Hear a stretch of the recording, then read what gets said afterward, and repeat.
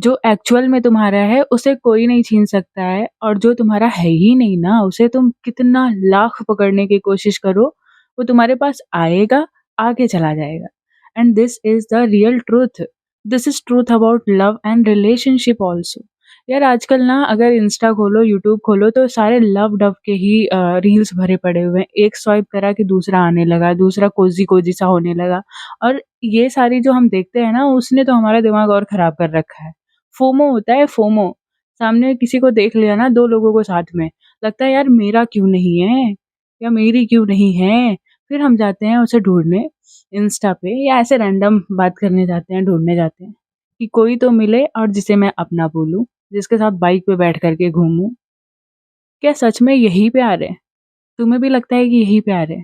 आप में से ही कई लोगों के ये डाउट्स हैं कि सामने वाले को हमने बेइंतहा प्यार करा, फिर भी वो छोड़ के चला गया। हाँ, तो क्या कर सकते हो अब? ज़बरदस्ती उसको बुला सकते हो क्या? बाँधे बनिया बाज़ार कई दिन लागे। नहीं चल सकता यार, ये सब टिक ही नहीं सकता है। And that is the clear funda of the any type of the relationship, कि जब तक सामने वाला freely want to be with you, तब तक you will be happy. And जब सामने वाला चाहता ही नहीं है कि आपके साथ रहे, तो आप कितना भी कोशिश कर लो, कितनी भी ज़बरदस्ती पकड़ लो ना, तो फिर अंदर से उसके फीलिंग ही नहीं आएगी, and you will B suffered. अगर आप ऐसी कंडीशन में हो तो शायद you should walk away from that condition. चलो मान लो कि लोग चले गए, फिर तुम्हारे माइंड में क्या होता है ना कि चलता रहता है, जो पास्ट में हो गया वो सारी चीज़ें बैक टू बैक एक रील की तरह चलती रहती हैं कि उसने मुझे हर्ट करा।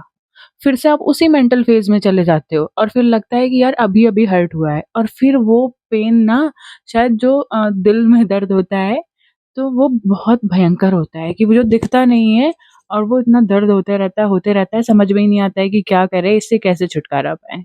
बहुत सारे मिथ क्लियर हुए हैं कि यार एक्चुअली में ये जो प्यार है वो कौन से खेत की मूली है। देखो रियलिटी बताऊँ, तुम ना दिन भर इंस्टा स्क्रॉल करते रहते हो, और उसमें 2-4 कपल्स आ जाते हैं और उनकी कोज़ी-कोज़ी उनके प्राइवेट मोमेंट्स शेयर कर देते हैं वो, और वो आप देखते रहते हो। तब आपको होता है फोमो कि यार उसके पास है, मेरे पास क्यों नहीं है?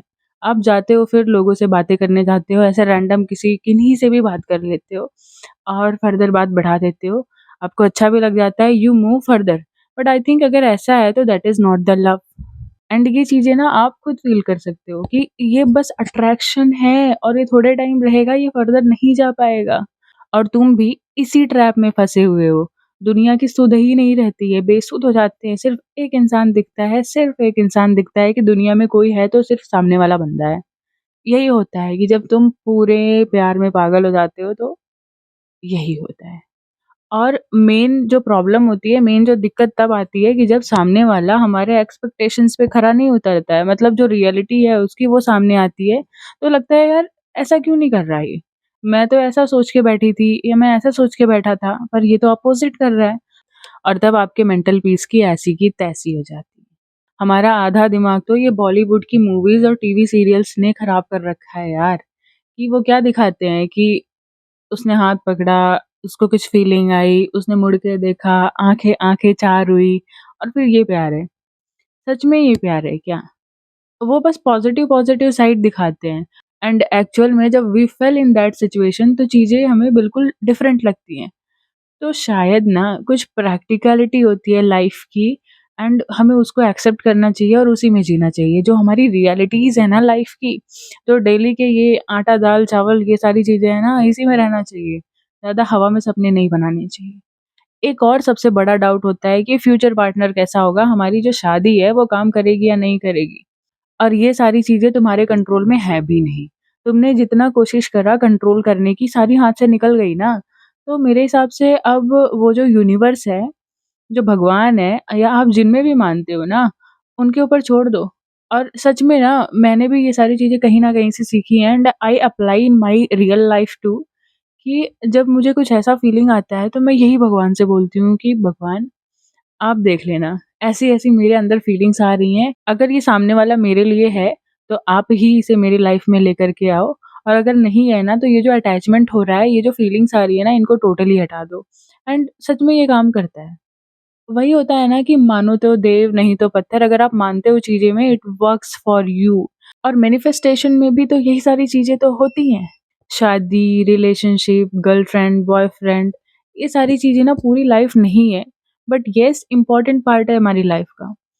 तो उसे चूज़ करना जहाँ से आपको पीस मिले, जहाँ से एक्चुअल में आपके माइंड को एक स्टेबिलिटी मिले, ना कि आप डेली खुद से लड़े जा रहे हो, खुद से फाइट कर रहे हो, अपने थॉट से फाइट कर रहे हो, सामने वाले इंसान से भी फाइट कर रहे हो। तो चूज़ योर मेंटल पीस, अपनी लाइफ में जो वैल्यूज़ है ना, उसको फॉलो करना एंड जिससे वाइब मैच हो, go for that. But give yourself time and give time to that relationship also. क्योंकि ना जो चीज़ें दिखती हैं एज़ इट इज़ वो कभी नहीं होती हैं। बहुत कम ऐसे चांसेस होते हैं कि जो जैसा दिख रहा है वैसा ही हो। तो टाइम सबसे बड़ा आंसर है इन सब चीज़ों के लिए। थोड़ा-सा टाइम दो, थोड़ा-सा लोगों को समझो और तब ही जंप करना। इतने उतावले बन कर के खुद को इतना हर्ट मत करना। ठीक है? तो ये सारी बातें याद रखना और स्टे ब्लेस्ड।